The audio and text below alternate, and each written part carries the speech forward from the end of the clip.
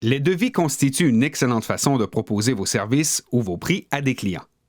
Lorsque le client approuve un devis, vous devez lui envoyer une facture pour les services ou les produits fournis en conséquence. Examinons comment mettre à jour l'état d'un devis et le convertir en facture, puis l'acheminer par courriel au client. À partir du menu Vente, sélectionnez Client et appliquez le filtre Devis en cliquant dessus.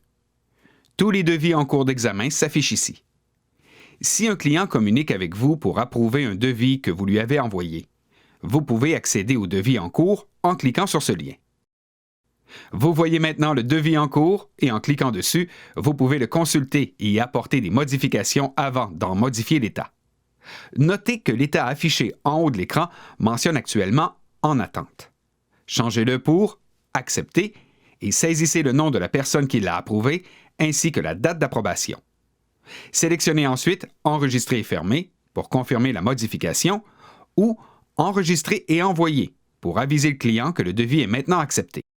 Une fois le devis accepté, nous pouvons créer une facture en cliquant sur cette action. QuickBooks vous proposera cette question. Combien voulez-vous facturer? Puisque vous pouvez transmettre des factures personnalisées ou partielles en fonction du devis. Dans le cas présent, nous facturons la totalité du montant estimé au devis. Nous laissons donc la sélection par défaut et facturons les totaux résiduels de toutes les lignes. Sélectionnez ensuite « Créer une facture ». Notez qu'en fonction de votre sélection, QuickBooks inscrit d'emblée tous les renseignements sur la facture, y compris l'adresse courriel, l'adresse de facturation et les modalités. Si vous avez à changer une information, sachez que tous les champs demeurent modifiables. Vous pouvez aussi afficher le devis original en cliquant sur « Un devis lié » dans le haut de la page. Un lien vers le devis s'affiche. Il s'agit du devis que nous venons tout juste de marquer comme « Approuvé ». Plus bas sur la page, nous voyons que la liste des produits et services issus du devis original s'affiche. Si vous devez en modifier la quantité ou la tarification, ou même si vous devez ajouter des articles à la facture, vous pouvez le faire. À ce stade, nous pouvons ajouter des produits ou des services supplémentaires, en indiquer la quantité, la tarification et même les taxes applicables. Ces renseignements figureront sur la facture définitive. Tout est entièrement personnalisable. Vous pouvez donc modifier les détails qui diffèrent du devis original. En faisant défiler l'écran vers le bas, vous verrez les mêmes options que pour toute autre facture.